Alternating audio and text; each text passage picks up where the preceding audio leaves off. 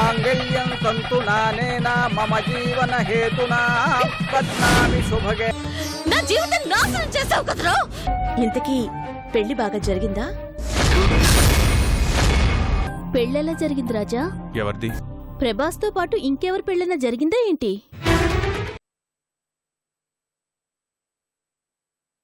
పెళ్లి కూతురు ఎలా ఉంది?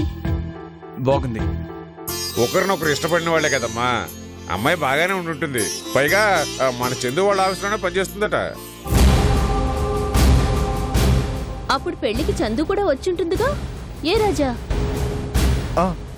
వచ్చింది. ఎదురుపడిందా? ఏమైనా మాట్లాడటానికి ట్రై చేసిందా?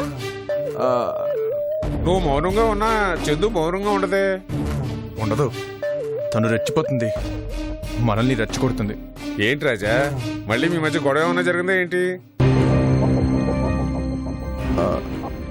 ఏదో జరిగినట్లే ఉంది. అబ్బాయి, ఏం జరగలేదు. సరే, నేను వెళ్ళి స్నానం చేసి వస్తాను. రాజాలో ఏదో తేడా కనిపిస్తుంది కదా బాబాయ్? అవునమ్మా. లే సంతోష్, మీరెప్పుడు రావాలనేది అన్నయ్యతో ఒకసారి మాట్లాడి నేను కాల్ చేస్తాను. నేను కాల్ చేసి మీ మమ్మీ డాడీని ఇన్వైట్ చేస్తాను. అదే పద్ధతి కదా, ఓకేనా? యా అర్థమైంది. నేను అన్నయ్యతో మాట్లాడి ఏ విషయం కాల్ చేసి చెప్తాను. బాయ్, ఉంటాను. ఏంట్రా సంతోషా? అవునన్నయ్య, నిశ్చితార్థం పెట్టుకోవడానికి సంతోష్ వాళ్ళ పేరెంట్స్ రావాలనుకుంటున్నారంట. ఎందుకైనా మంచిది నీతో ఒకసారి మాట్లాడాక కాల్ చేస్తానని చెప్పాను.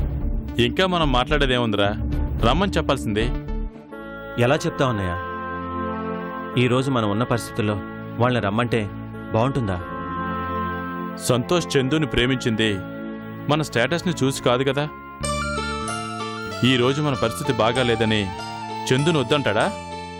వద్దంటాడని కాదు, వాళ్ళు ఒప్పుకున్న మ్యారేజ్ చేయాలంటే కొంచెం ఖర్చుతో కూడుకున్న విషయం కదన్నయ్య. అవును, పెళ్ళంటేనే ఖర్చుంటుంది. ఖర్చు అవుతుంది అని చందు సంతోష్లో పెళ్లి చేయకుండా ఉంటావా? పెళ్లి ఖర్చులకి ఏదోటి చేద్దాంలే. వాళ్ళనైతే రమ్మని చెప్పేయ్. అవసరం లేదు పెద్దనాన్న.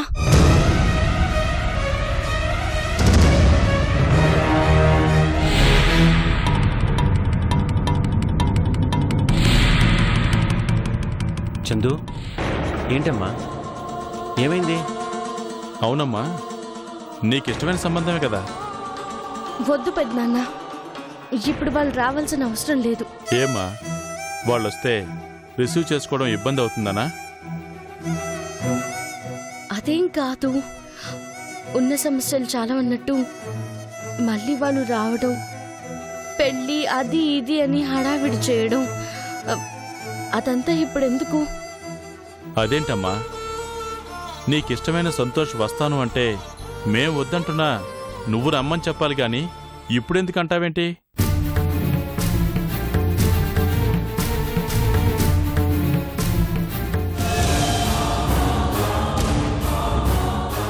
మన పరిస్థితి బాగాలేదు కాబట్టి వాళ్ళొస్తే సరిగ్గా చూసుకోగలమో లేదో అని అనుకుంటున్నావా? అదేం కాదు పెద్దనాన్న. మరి ఇబ్బంది ఏంటమ్మా?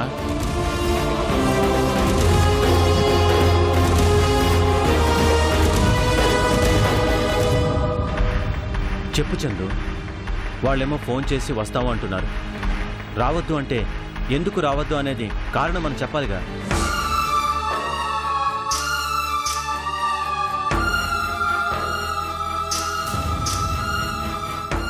అదేలేరా, నువ్వన్నట్లు మన పరిస్థితి బాగాలేదు కాబట్టి ఇప్పుడు తన పెళ్లి ఎందుకు అనుకుంటుంది. అవునా? అదేం లేదమ్మా, మనం ఏ పరిస్థితిలో ఉన్నా సంతోష్తో నీ పెళ్లి చేయాలనేది మా బాధ్యత. అవునమ్మా, తల తాకట్టు పెట్టైనా సరే నీ పెళ్లి జరిపిస్తాం. తను అలాగే అంటుంది కానీ నువ్వు ఫోన్ చేసి వాళ్ళని రమ్మని చెప్పు.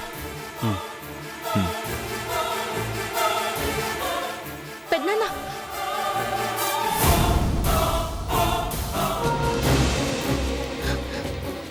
వద్దు పెద్దనాన్న, ఇప్పుడెవరూ రావాల్సిన అవసరం లేదు. వచ్చినా ప్రయోజనం ఉండదు. రావద్దని చెప్పేయండి.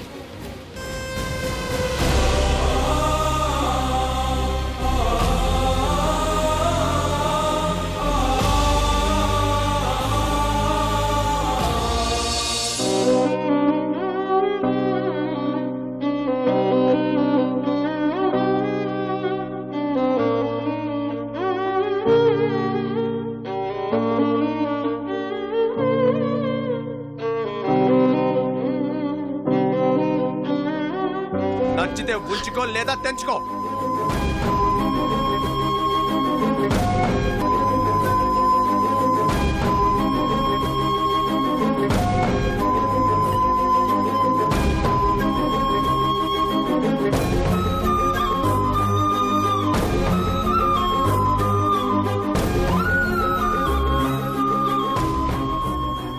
అమ్మా చందు,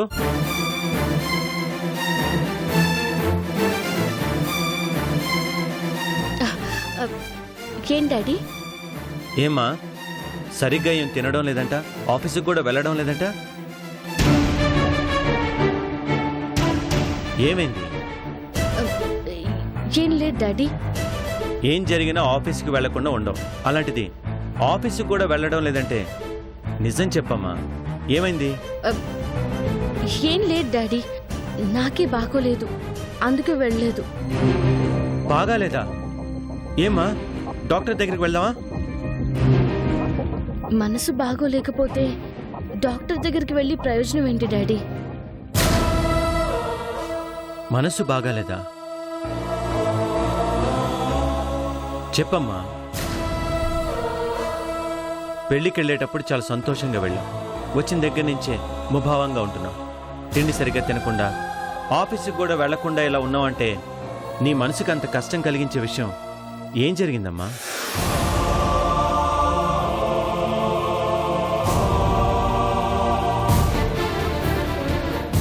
చెప్పమ్మా, ఏం జరిగింది? ఏం జరగలేదు డాడీ. మరి మనసు బాగాలేదంటున్నావు? కారణం నాకు తెలీదు. ఏమ్మా నా దగ్గర కూడా చెప్పుకోలేనంత కష్టమా?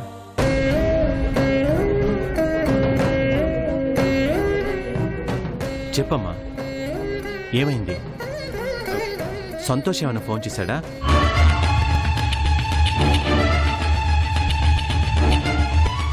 తనేమన్నా బాధపెట్టేలా ప్రవర్తించాడా? ఈరోజు మన పరిస్థితి బాగాలేదని తెలిసి తనేమన్నా నిన్ను తక్కువ చేసి మాట్లాడా?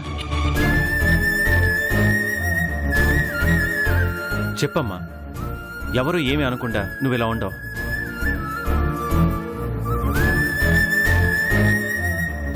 నీ మనసుకి ఎంతో బాధ కలిగితే తప్ప నువ్విలా ప్రవర్తించావు. నిజం చెప్పు చందు, సంతోష్ నిన్నేమని అనుంటే నేను మాట్లాడతానమ్మా. ప్లీజ్ డాడీ, నన్నెవరూ ఏమీ అనలేదు. నా బాధ ఎందుకో నాకే అర్థం కాని పరిస్థితుల్లో నేనున్నాను. ఈ బాధనన్నా నన్ను ప్రశాంతంగా అనుభవించనియండి డాడీ. నన్ను ఒంటరిగా వదిలేయండి ప్లీజ్ డాడీ.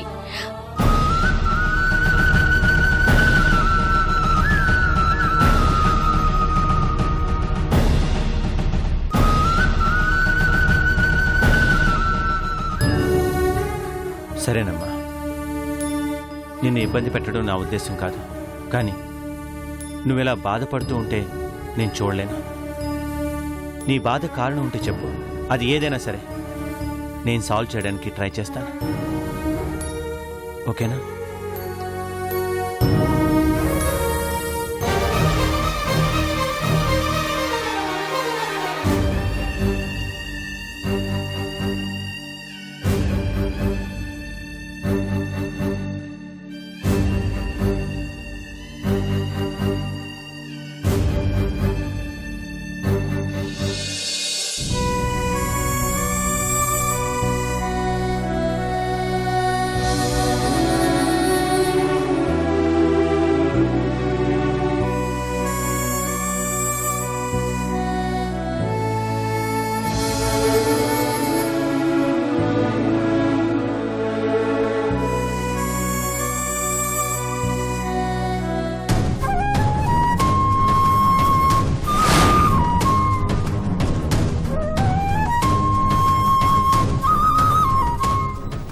మూర్ఖంగా ప్రవర్తించానేంటి? ఆవేశంలో చందు ఏదో అన్నంత మాత్రాన నా వివేకం ఏమైంది? ఛా!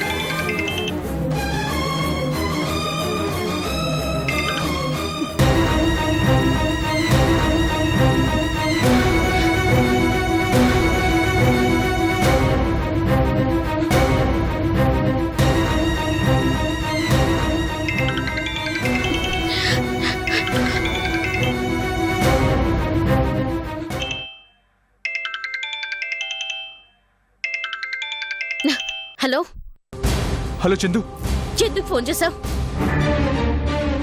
నువ్వు చేసిన పనికి ఉన్నానో పోయానో తెలుసుకుందామనా? అది కాదు చందు. నిజానికి ఏది కాదు? ఆడపిల్ల నన్ను చూడకుండా మృగంలాగా నాతో ప్రవర్తించావే, సిగ్గు అనిపించట్లేదా నీకు? మంచితనం మంచితనం అని మాటలు చెప్తావే, ఇదేనా నీ మంచితనం? కోపం ఉంటే ఎవరైనా కొడతారు, తిడతారు. ఇలా బలవంతంగా తాళి కడతారా? అది అనుకోకుండా అలా జరిగిపోయింది. అనుకోకుండా కాదు, కావాలని చేశావు. నిన్ను కాదన్నందుకు నా జీవితాన్ని నాశనం చేయాలని ఇలా చేశావు. ఆడపిల్ల మీద నీ రౌడీజం చూపించావు. నా జీవితానికి అర్థం లేకుండా చేశావు. Really I'm sorry Chandu. ఎవరికి కావాలి నీ సారీ? నీ సారీ నా బాధను తీరుస్తుందా? నీ సారీ నా జీవితాన్ని బాగు చేస్తుందా? చేయాల్సిందంతా చేసి సారీ అంట సారీ. చందు, నేను చెప్పేది విను. అవసరం లేదు. జరిగింది ఒక పీడకల అనుకుని మర్చిపోవాలని చూస్తున్నాను. తాళి కట్టావని కాస్త అభిమానంగా మాట్లాడితే కరిగిపోతుంది అనుకుంటున్నావేమో. నువ్వు నా మెడలో కట్టిన ఈ తాళి నీ మీద అసహ్యాన్ని, కోపాన్ని పెంచుతుంది కానీ అభిమానాన్ని ఎప్పటికీ పెంచలేదు. మళ్ళీ ఫోన్ చేసి నాతో మాట్లాడాలని ట్రై చేయకు. I hate you.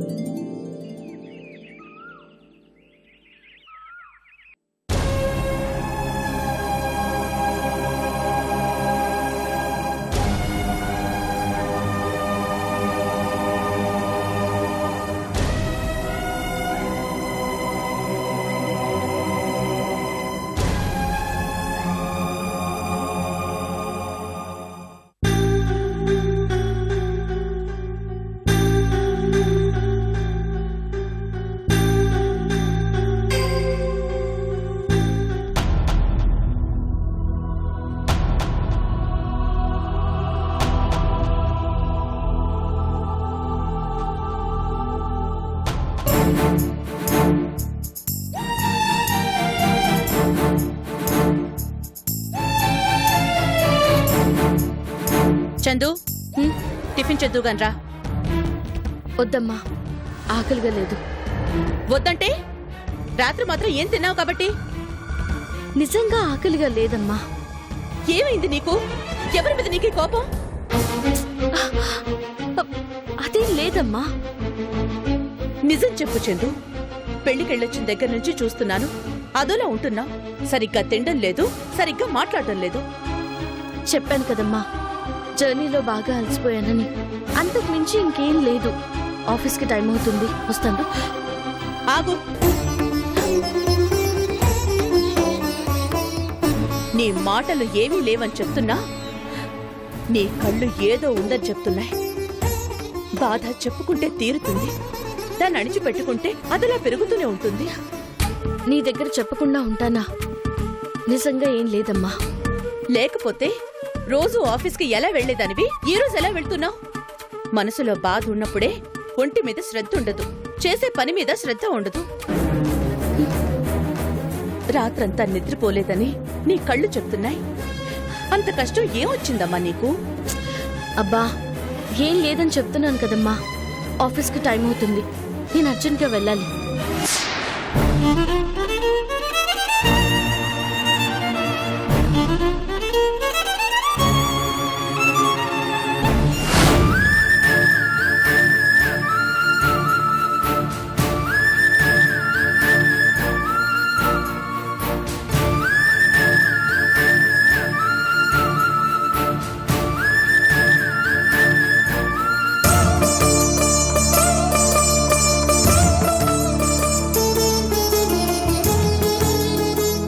కానీ నువ్వు ఇప్పుడు రౌడీ భార్యవి, అది గుర్తుంచుకో.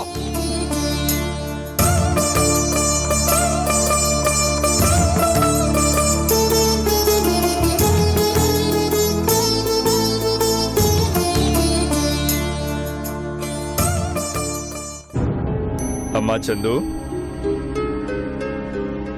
చందు, ఏం సార్? ఏంటమ్మా ఆలోచిస్తున్నావు? అబ్బే, ఏం లేదు సార్. ఏంటి అలా ఉన్నావు? ఒంట్లో ఏమన్నా బాగాలేదా? అదేం లేదు సార్. సరేనమ్మా, ఆ చారిటబుల్ ట్రస్ట్ వాళ్ళు ఫోన్ చేశారు. వాళ్ళేదో ఫంక్షన్ చేస్తున్నారట. నువ్వు వెళ్ళి ఆ న్యూస్ కవర్ చేయాలమ్మా. ఏమ్మా, వెళ్తావుగా? వెళ్తాను సార్. సరే, త్వరగా వెళ్ళు, మళ్ళీ ఫంక్షన్ స్టార్ట్ అయిపోతుందేమో. అలాగే సార్.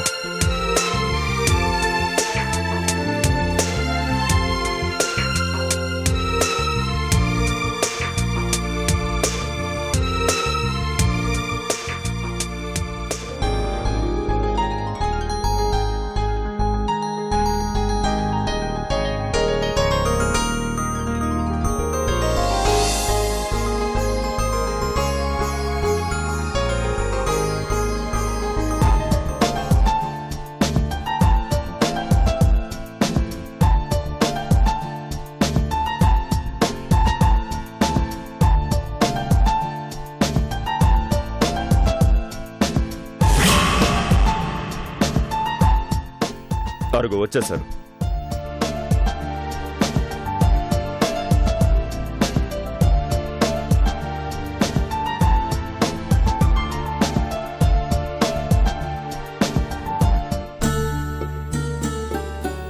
ఏంటి Madhavi?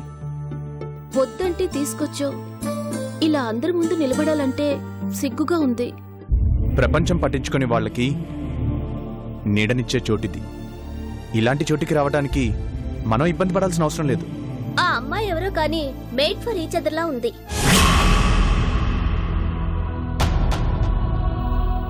Please welcome sir. Late ఏమైనా అయ్యానా? అయ్యో అదేం లేదండి, రండి. పద.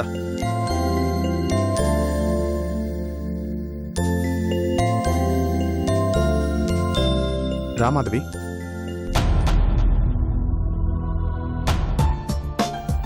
అభినందనలతో మన శరణాలయం తరపున.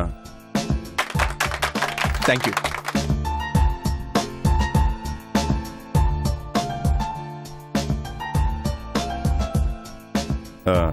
సభ ప్రారంభించమంటారా? రావాల్సిన వాళ్ళు ఎవరైనా ఉంటే వెయిట్ చేద్దాం. ఇంకెవరూ లేరు. మరి కానివ్వండి. ఈ కార్యక్రమానికి విచ్చేసిన దాతలకు, స్వచ్ఛంద సేవా సభ్యులకు, నగర ప్రముఖులకు అందరికీ ఇదే మా ఆహ్వానం. 4 మొదలై 4000 మందికి నీడనిచ్చే స్థాయిలో ఈరోజు ఈ శరణాలయం ఉంది అంటే అందులో రూపాయి నుంచి ₹1,00,000 వరకు ఇచ్చి మా సంస్థను నడిపిస్తున్న ప్రతి ఒక్కరూ కారణమే. ఇక్కడ ముఖ్యంగా చెప్పుకోవాల్సింది ఈ కార్యక్రమానికి ముఖ్య అతిథిగా విచ్చేసిన రాజా గారి గురించి.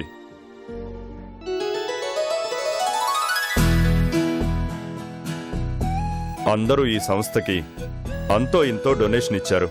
కానీ రాజా గారు ఒక రకంగా ఈ సంస్థను తానై నడిపిస్తున్నారు. ఈ సంస్థకి ఎన్నోసార్లు ఎంతో సహాయం చేసిన మహామనిషి మన రాజా గారు.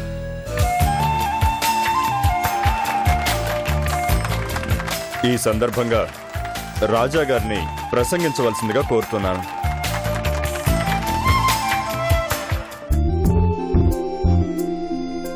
అందరికీ నమస్కారం. నిర్వాహకులు చెప్పినంత గొప్పగా నేను చేసింది ఏమీ లేదు. ఉన్నవాళ్ళు ఇచ్చే లక్షల కన్నా లేని వాళ్ళు ఇచ్చే రూపాయి చాలా గొప్పది. అలాంటి ఎన్నో రూపాయలు కలిస్తేనే ఈ శరణాలయం. డబ్బు కనిపెట్టింది ఖర్చు పెట్టడానికి, లాకర్లో దాచుకోవడానికి కాదు అని నా నమ్మకం. మనం పుట్టింది మనం బ్రతకడానికే కాదు, మన తోటి వాళ్ళని కూడా బ్రతికించుకోవడానికి.